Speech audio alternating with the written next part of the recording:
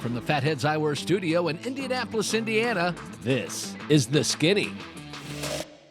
Maybe I need to start in the trash truck business. Don't rule it out. But the steering is spokes on the wheel straight ahead. The steering's broken. Bridges takes the wheel and he goes, whoa, whoa. He's airborne, and then I'm above him.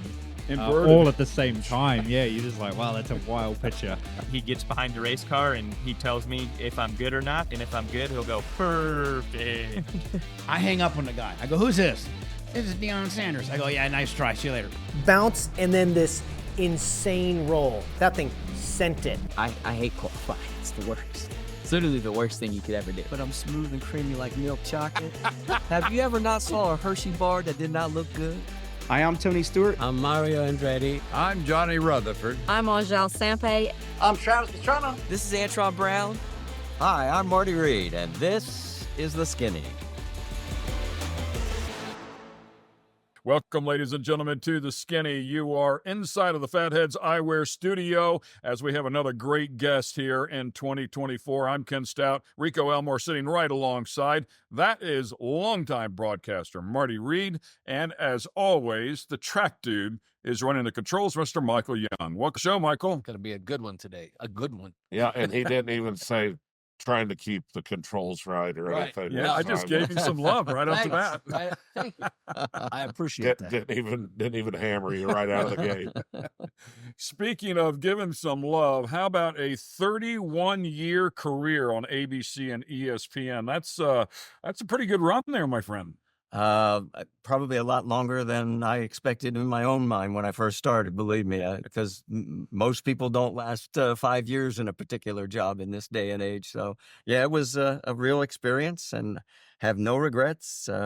Had some wonderful, wonderful times, some great memories. And if you ask me, do I miss it? Absolutely. If anybody ever gets out of the business and tells you they don't miss it, they're lying. Because once you are the storyteller, and that's what I've always told, they say, what do you do for a living? I'm a storyteller. And once you're that storyteller, you always want to be there. You want to be a part of it and be the one to help etch it in time. Yeah, we want to hear some of those stories along the way, but we've got plenty of time to talk about that lengthy, very successful career. I want to know how the cruise went, because Marty's fresh off of a cruise, man. He was gone for a couple of weeks floating around the boat. Come on, man. You're going to get me in trouble with the family because we had 12 members of the family go. Oh, boy. Okay. And it ranged from age 9 to 82. So as you can imagine, not everything was geared for everybody's like. And so we had some challenges in 7 days. Let's leave it at that. But it was fun. I'm glad we did it because, you got to make memories. And even if some of them are hilarious and some of them are a little painful, for example, I can't do it because it'll get back to my family and then I'll be in trouble. It's just us three here. Yeah, nobody will hear it. I learned that lesson a long time ago. Michael, any cruises? No, I've not been on a cruise. Really? That is my fear. No, I want to do one, but that is my fear that I'll be enjoying myself somewhere and all of a sudden I'll hear.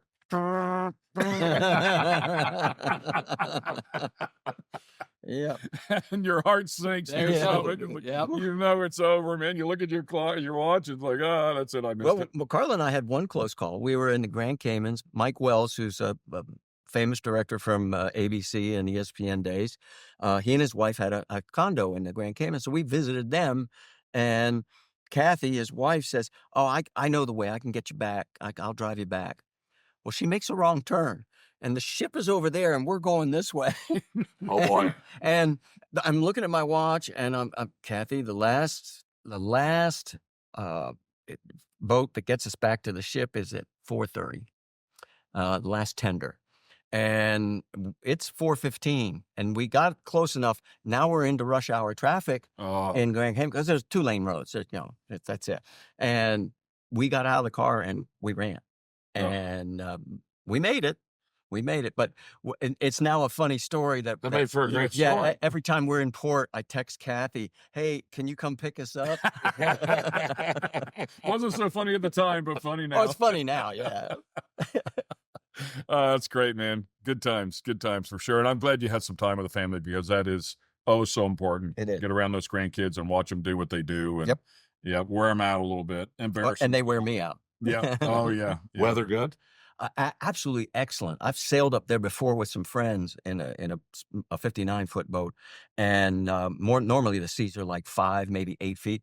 We had one day where they were 3 to 5. Everything else. There was one night where it was so calm, it looked like you were on glass. It was unbelievable. So where did the cruise go from? Up into the New England, Boston, Okay. Newport. I toured Fenway Park. I'd never been there. Oh, wow. And then up into Halifax, Nova Scotia, and St. John's, and then on home.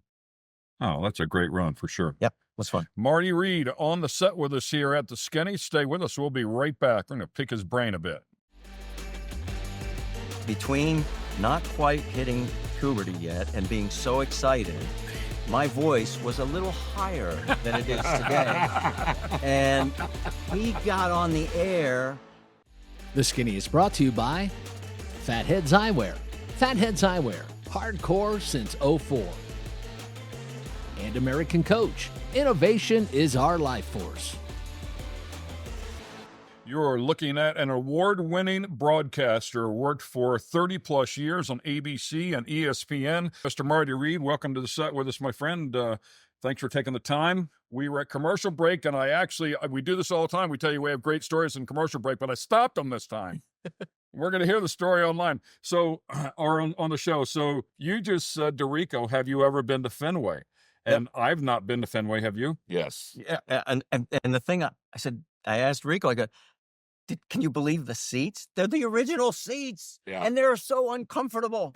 And people were a lot smaller. I was just going to say, they were probably closer together. Yeah. I'm serious. I mean, it is like this, and that's the way you sit for the whole game. There's got to do something about the seats. You know what they say, you can use the whole seat, but you're only going to need the edge. Yeah. I've heard that before. Boo. You know, I could put up with those seats for one night, but if I was a season ticket holder, I think I'd be screaming could I get a cushion? They please? changed a little bit of stuff up around, where the Cubbies play. Oh, But yeah, still, and you're in neighborhoods there as well, Yeah, and you're looking yeah. for parking. Wrigleyville. Yeah. Well, and they've Wrigleyville added on itself to is they've added awesome. on to Fenway, and they've got suites, but they're not the big new stadiums. They're never going to be able to do that. But it's on the National Historic Register. So if they wanted to build a new park, that stays. It will never be demolished. That's why I was glad that they did here with Busch Stadium here in Indianapolis, where the Negro League started, which was a huge deal. But they never could tear that down. Of course, they turned it into condos, which was absolutely cool as well. But they put that on the registry where that's why they had the racetrack in there and all the other stuff they did. But it's cool to go to those old places. It's cool to go to the new places, but it's really cool to go to the other places because there's nothing like them, and the atmosphere around it is pretty wild. The new stadiums are cool too, but with the new stadium comes infrastructure where they can move everybody, and it works pretty seamless. The old stadium, you're just trying to patch it up and get through there somehow. Right.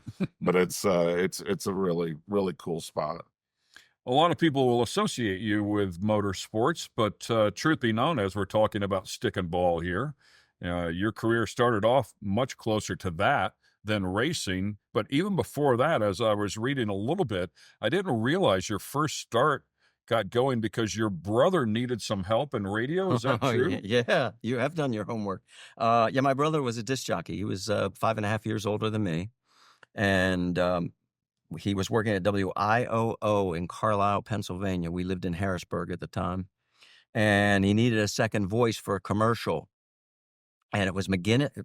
This is how things stick in your mind. McGinnis Radio and Television in Carlisle. I don't know if it's still in existence, but between not quite hitting puberty yet and being so excited, my voice was a little higher than it is today. And he got on the air and he calls me Molly McGinnis. Thanks, Molly. And I was crushed. I couldn't tell my friends at school That it was you. that was my big debut on radio. Yeah, true story. True story. Only brothers, only big Yeah. brothers, right? Thanks, bro. Michael, how'd that go for you on your original radio open? I'm still working on the voice. That's a great story. Something else I didn't realize about you. I don't know why. I just always thought you were from Ohio. I didn't know that you were actually from Pennsylvania. Born in Darby, just outside of Philadelphia, and moved to Harrisburg when I was 5, and grew up in Harrisburg, Pennsylvania, and got to Ohio because I went to college at Marietta. My guidance counselor knew the director of admissions, and he came by our school, Central Dauphin High, and he pulled me aside and he goes, all of our seniors that are doing football, basketball, all the sports are graduating. No guarantees, but if you come to Marietta, you could start as a freshman and, work on, because I knew what I wanted to do from the time I was 15. Oh, really? Yeah, I used to take a tape recorder to the upper rows of the Hershey Arena and practice calling Hershey Bears hockey games. And my next door neighbor who could drive, he was old enough. He was my color analyst, Ray Oberheim. And we'd go to home games and practice. And so, yeah, I mean, it was that kind of experience that, you just keep building on. And I went to Marietta. Another guy who some people may know, Bill Rosinski, was in my class. He went on to he's doing PGA Tour golf on Sirius XM radio now. He was the voice of the Carolina Panthers. And the two of us were the two that made it on camera and on radio. We had a lot of others that were behind the scenes and had very successful careers. And he and I started as a freshman doing football, basketball, everything. Where's Marietta? Southeast Ohio, right across the river from Parkersburg, West Virginia. Okay. It's a little school, about 1,300. There's 1,500 when I was there. Still there? Yeah. Oh, yeah. Yeah. Still broadcast school? Oh, yeah. Well, it's a liberal arts college, so they have a number of programs.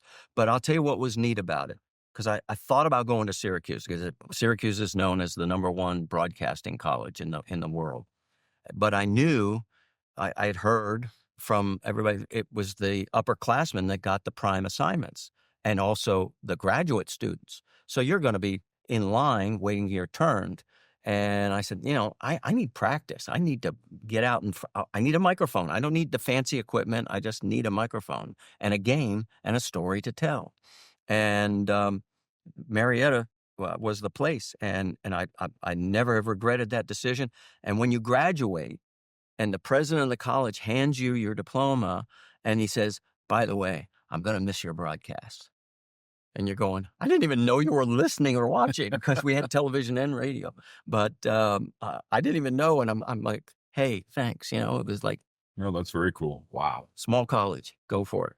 So that's how he got going. We have plenty more to go here as well. Stay with us. We'll be right back. What is going on? And I go right into the microphone. I don't know. Welcome back to The Skinny. We have Marty Reid on the set with us here today, and we're talking about you staying in this industry at the top of the show for a long time. It is a volatile world to survive in, for sure. So the fact that I've now had 25 years and over 2,500 shows, I mean, it is not a small task to stay alive in this industry. No, it's not. But I jokingly said it in my mind. I always was realistic enough to know that there was a day when we each become too old, too bald, too dumb, too fat, too dumb, too ugly, and too expensive, and it's time to go. I got most of this. So we were in commercial break, and you said you had a funny story. Well, from college, this is why you go to a place like Marietta, so that you can make these mistakes. Our first football game of the season, freshman year, I get the assignment. Bill Rosinski and I are doing the game together, and we're in the first quarter of the game. And back then, they used telephone lines for our audio to get it to the truck and back to, the closed circuit and whatever, where it was going to go in town. And so anyway, we're in the first quarter. Marietta has the ball at the 20-yard line. And Stan Settles, the quarterback. Jimmy Crowley is our wide receiver. And I'm getting ready, and Pioneers break from the huddle, and program air, I start hearing, hello? The old lady. Settles drops back the pass. Sadie? Yes? Sadie, I got a football game on my telephone. And now during this whole time, in my left ear, the director is yelling, what's that? What's going on? And finally, when I say Settles is going deep, he says, what is going on? And I go right into the microphone, I don't know. True story. Got the lines crossed. Oh, we get to a commercial line. We get Party line, right? We get to a commercial break. The phone company call. I can hear, lady, this is the phone company. Please stay off your phone for about another hour and a half, and we'll give you a free credit.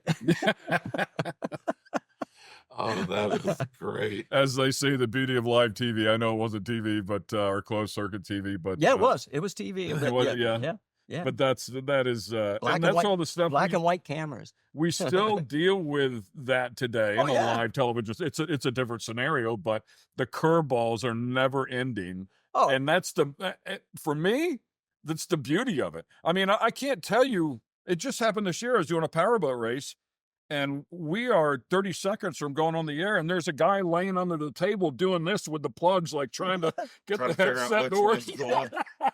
And it used to rattle me. Now I just sit there and I'm like, now if they get it fixed, I'll talk. If they don't, I won't. So. It's why I've always told everybody that the people that deserve the most credit are the technical crew, the people behind the camera, because they make us sound and look better than we really are. And you have no idea how many times during a live broadcast they save our bacon. Oh, yeah, yeah.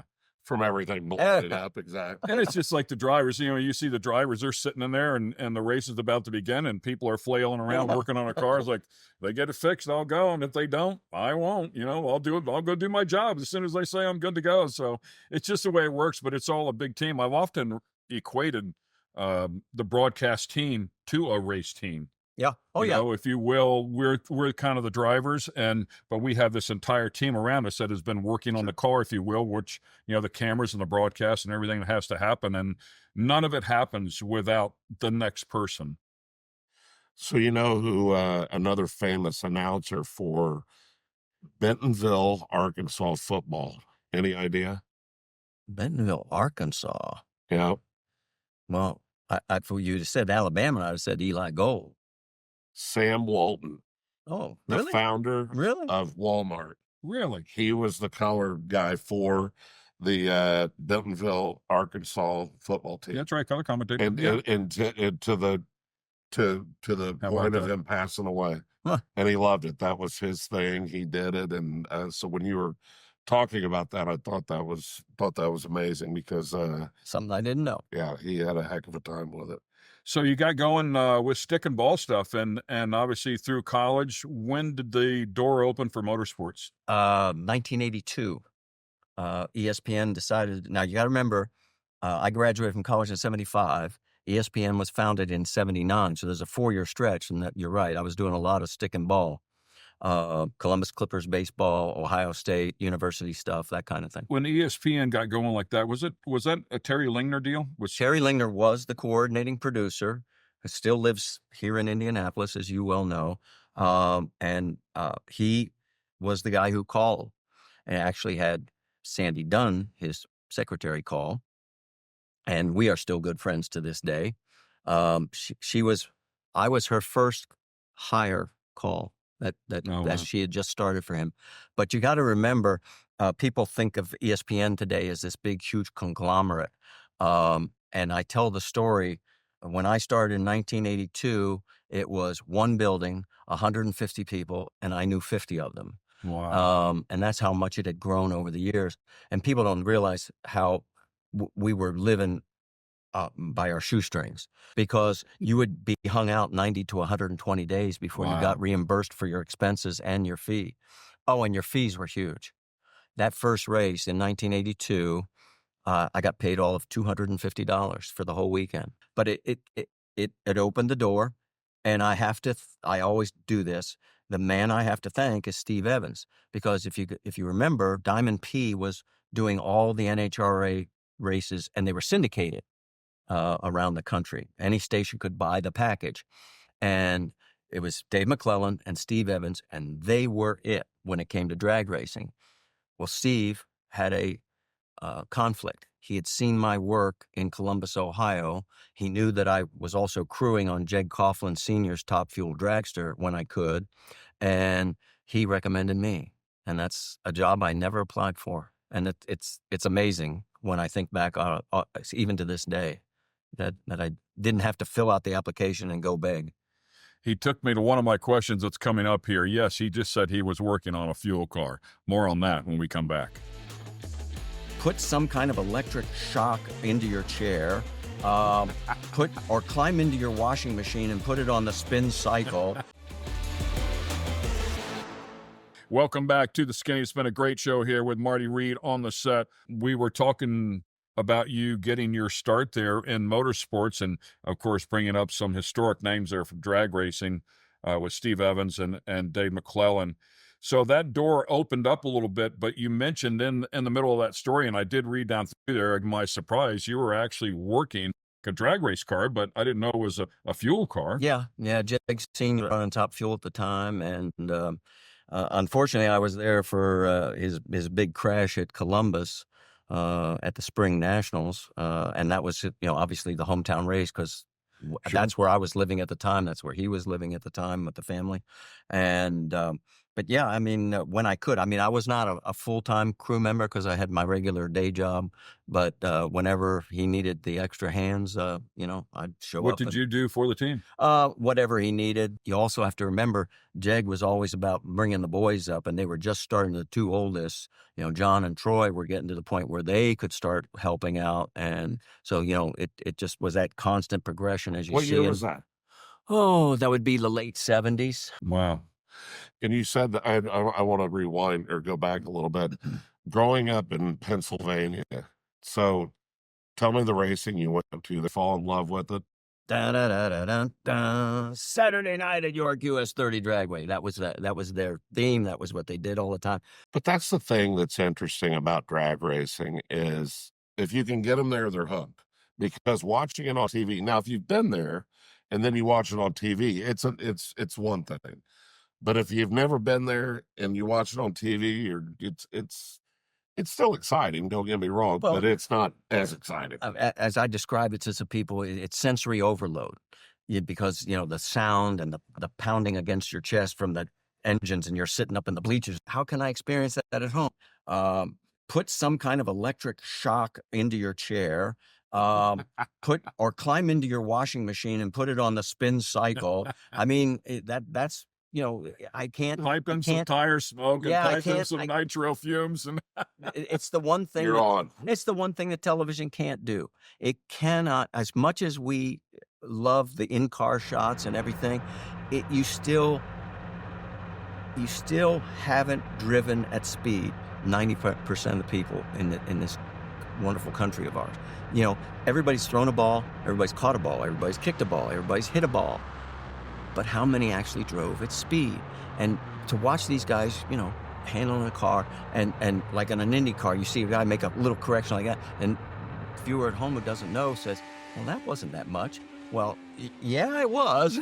Yeah, it was a big deal. That was a big moment. And that's the challenge that we face as broadcasters, is to try and make sure that the viewer really does understand that these guys are, they're pushing the edge all the time, lap after lap after lap. And that's the challenge. So who was the sprint car guys then? Oh God, just don't make me go that route. Because the truth is, I wasn't a sprint car fan in the beginning. I was into drag racing, and the only time I went to Williams Grove was I was working at a Texaco gas station, and the owner's son had a '55 Chevy that he ran, and he needed crew help. And that was my exposure really to Williams Grove.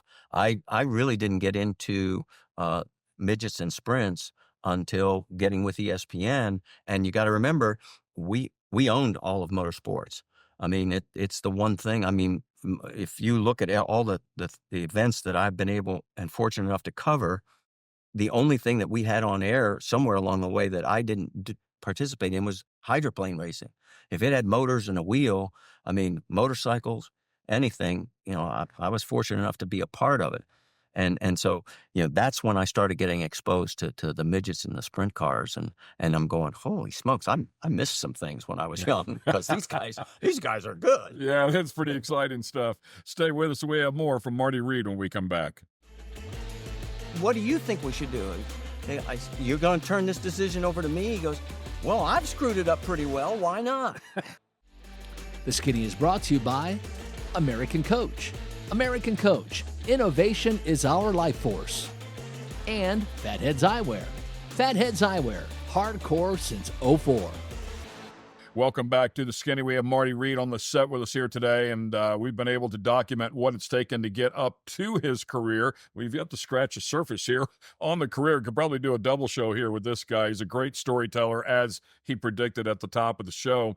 But I love finding out these little things along the way that got you to where you ended up being very successful, and talking about the stick and ball and getting going with your brother, and you were Molly on a commercial, and hearing that you were working on fuel cars. So you were involved in this deal. And then I also read where you were actually spotting at the Indianapolis 500 for an Indy car at one time as well. Well, yeah, my wife was working for Team Scandia, and the year that I think it was '97 when they had the rain out, and they needed a spotter, and I spotted for Fermin Velez, and he finished 10th that year. And they liked Luke Wethington was the crew chief, and he liked the job I did. He says, hey, whenever you're available. And so I also spotted for Stefan Gregoire and for Jimmy Kite. And yeah, that's so turn 1 or turn 3? I was in turn 1. Okay. I had turn 1. I thought it was really cool that you were involved in that at that level as well. And I go back to it, I had... trying to think, I think it was the last year that you owned Core, possibly, that I was able to drive a Pro Light for half the season. And I remember being able to take that experience into the booth. I wasn't a great driver by any stretch of the imagination, but all those things that the drivers take for granted that they never say, I was able to experience, and consequently I could bring it into the booth. And I think you got that experience whenever you're spotting or whenever you're working on a car. Well, I also drove the Firehawk series for a couple of years, the old showroom stock series in IMSA, because it was perfect because it was a multi-driver deal. So when I had to work, the other guy took the car. When I was done, the races were always the last thing on Saturday. We were done with television, so we could go race. And you're right. It helps you understand what is going on in the cockpit. Even though you're not doing it the same speed or the same rate or the same type of car, the concepts are all still the same. So yeah, anything that I could do that made the storytelling better, that's what I wanted to do. Yeah, I love it. I love hearing all of that. Speaking of IMSA, you had mentioned during a break, and we did not hear the story, just so you know, but you had mentioned that you were responsible for P.J. Jones' win? Indirectly, Dan Gurney is one of my all-time favorite people. I miss him terribly. And he was always a straight shooter and pure racer. He couldn't stand NASCAR because it was homogenized, and IndyCar, when they started doing it, it frustrated him. So the GTP program, if you remember, his Toyotas were dominated. My goodness. Well, Incredible. The plan was at Portland, Juan was going for the championship. PJ is in his first year. He's there to support. So we know what the plan is. I mean, they're going to go out, and they ran out, and they're running in lockstep. And so they decide that, they're going to do the pits, and they bring PJ in first. Well, the crew does a magnificent job, gets him back out. Juan comes in, makes his stop. Unfortunately, didn't go quite as fast. PJ's got the lead, and we know this is not the plan. So I'm working pit lane at that time. This is like 91 or 92, I think. And so I go up to Dan and I go, do we need to talk? And he goes, yeah, I know what you're going to ask. I said, well, yeah, the plan was for, Juan to go out and win this race. What are you going to do? Because you don't normally give team orders once they're on the track. He goes, yeah, I don't know what we're going to. I say, I've messed it up pretty good. What do you think we should do? You're going to turn this decision over to me? He goes, well, I've screwed it up pretty well. Why not?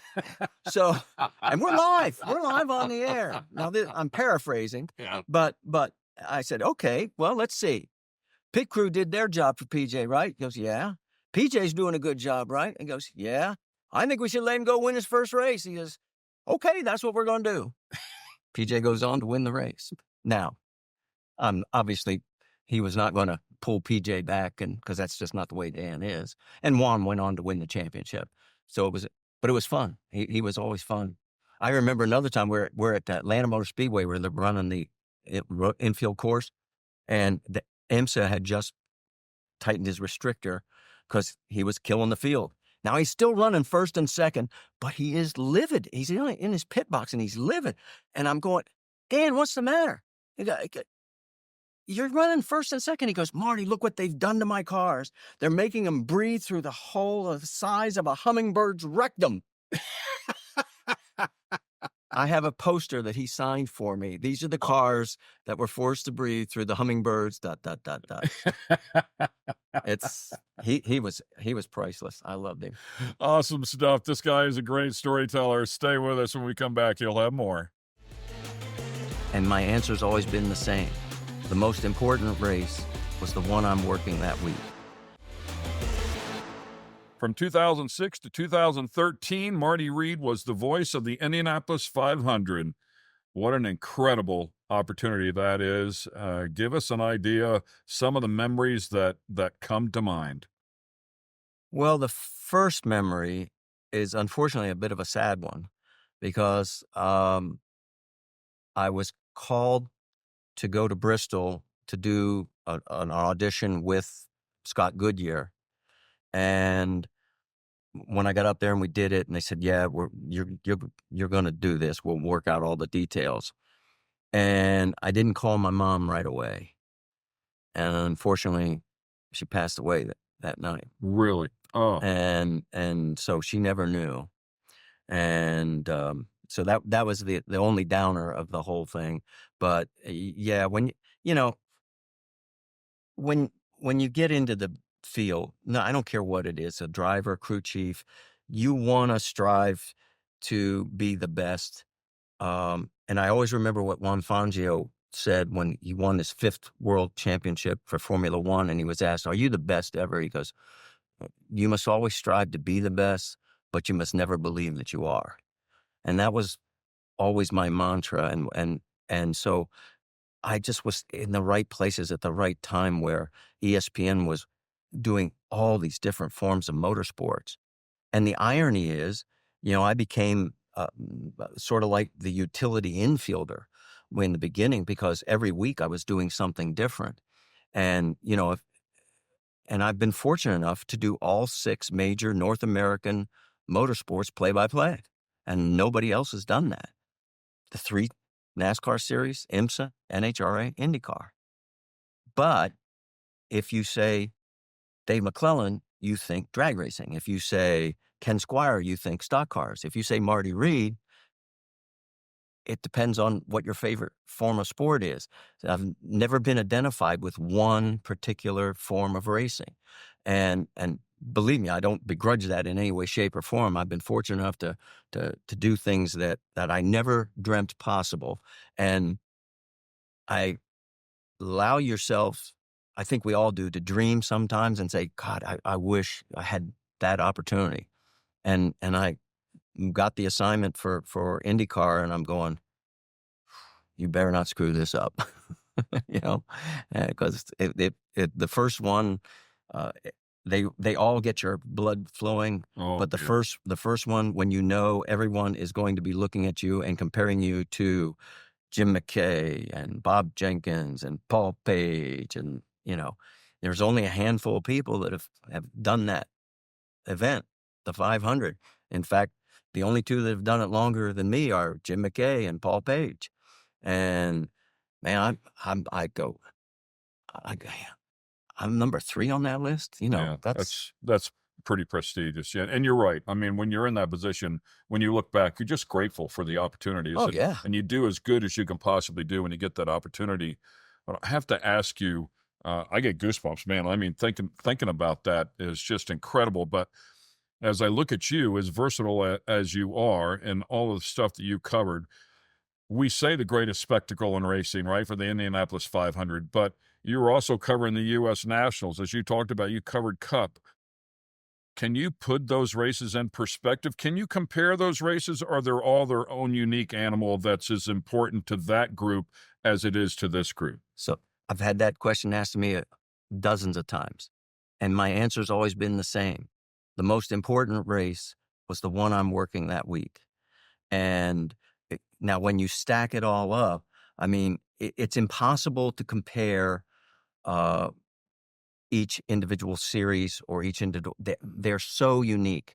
I think what I've always tried to do is the pinnacle of each of the sport, you want to give it that little extra that it deserves, so that the viewer at home understands that you understand how special it is too, that you're just not taking it for granted. I've always been disappointed that racers who got so accustomed to winning, when they got out of the car, it was, it was like, oh, we were supposed to do this. Thank you.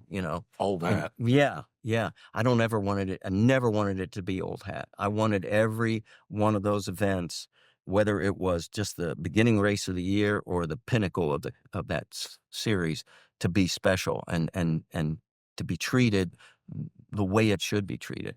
And some days you're successful at it. Obviously, the challenge of live television. I mean, you're going to make some mistakes. You're going to have issues. You're going to have stories that you start and then something happens on track and you and the producer forget to get back to it and you don't put a period on it. I always said, when I look back at each show, I would go, oh, we didn't put a period on that story. So there's a fan or a viewer that's going, what happened? And they didn't know at the time. The producer shouting in his ear, we got to go here, or a crash happens and it breaks your train of thought and you never get back to it. Yeah, I do that on a regular basis here. I tease what we're going to do in the next segment, and then I forget, and then we know we never do it. My apologies. But, we don't live that life here. I don't have a producer in my ear, but I would love for the fans to know, I wish they could experience to some degree everything that's going on in our ears during one of those shows. And because I've already got a couple of voices in there without them, and then you put the earbuds in. And well, people have asked me, they said, what makes it so difficult? I said, well, anybody could do the play-by-play. Here's the problem. It's like rubbing your stomach and patting your head at the same time. And they go, well, what do you mean? I go, well, you've got the program, what's going out to your home here, and then you've got the producer and the director talking to you here. And they like to talk. They like to tell you what you're going to do next. And they can really get it into your head if you're not focused on what's going out there and you're talking at the same time. So if you can do all three, and I read an article where they said that only 3% of the population can actually multitask effectively. And I noticed near the end of my days, I started making more mistakes because I was a half a beat behind. Yeah. There would be something that would happen that would it would clog the mechanism, and I'd have to regroup. Well, we're going too fast to have that happen. And if you look, it's happened to a lot of broadcasters as we get older. It happened to Brent Musburger. The last time he did the BCS championship game, he comes on the air and he goes, "Hi, everybody. He's Brent Musburger. I'm Kirk Herbstreit." And he didn't even realize it. Right. But that's because there's so many things going on in your ears, and it just happens. And you mentioned it as well. I think that's the other big thing that even from my voiceover work doing posted shows, I'll have a different color commentator beside me, and it'll be their first time there. And I've worked with hundreds of people at this point, but nobody understands the speed of the game, because it sounds normal when you're watching it, but when you're doing it, it's very, very fast. There's a lot going on. You think you're going to have a lot of time to talk, but you don't. Want to get the skinny on other guests and different types of motorsports? Check out our YouTube page and get the skinny. The Skinny is brought to you by Fatheads Eyewear. Fatheads Eyewear, hardcore since '04. And American Coach, innovation is our life force. Welcome back to the Skinny. It's been a great show here with Marty Reid on the set, longtime broadcaster of the ABC, ESPN, and of course, all the different disciplines along the way. Final segment here. We don't have a whole lot of time. Is there a race that comes to mind? I know there's a million of them in there, and I hate to put you on the spot, but is there one that comes to mind that just sparks a great memory? Well, I mean, when you're lucky enough to call John Force's 100th career win, when you just happen to be the guy in the booth when Danica Patrick scores the only victory in her IndyCar career at Motegi, when you're the last person to call both Big Daddy Don Garlis and Shirley Muldowney's final pass down the quarter mile, you can't pick out one. I was there. Was that in West Palm?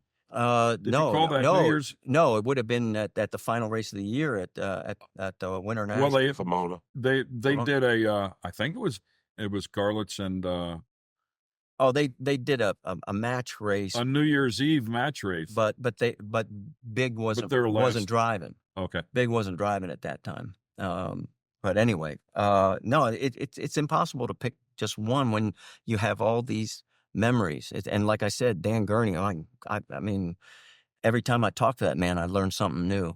I mean, he was just a wealth of honest information. Mike Hull is the same way in IndyCar. Man, I can go to him and I would learn more about what I needed to know about the changes on all these cars, because they change from week to week. I'd hate to be doing Formula One right now. My God, the changes these teams make from week to week is incredible. The money they're spending is obscene. Mike Hull's a wealth of knowledge, as he said before. A great friend of the show. We've had him on a couple of times, and yeah, he is definitely one of those go-to guys. What about an exciting race call? Does one come to mind? Well, like I said, I mean, you sit there and you think, okay, what happens when I saw Danica go past? I'm going, okay, this is a moment that's going to live. In your head, but that when those moments happen, it's going to live forever. And so I said, move over, boys. The lady's coming through. And Danica Patrick wins at Twin Ring Motegi. And then for Force, it was, you knew when it's the final. The race is only going to last about 6 seconds or less. So he crosses the line, and I go, for the 100th time, we can say it. Force wins. Force wins. John Force wins. And, you just let yourself go. It just comes into your head and you run with it. And sometimes you're lucky, like when Dan Weldon won the race at Indy in 2011 when the crash happens. Everybody's wondering who's coming through the smoke and who's going to make it past and I see the car. And I called. I mean, I said, that's got to be Weldon. I took the chance. I could have been wrong. And if I'm wrong, I'm going to be laid out forever. But because he was closing fast and he won the race and made the call right. So you were talking about Force and talking about earlier when you said that, some of these drivers get out and they act like it's old hat.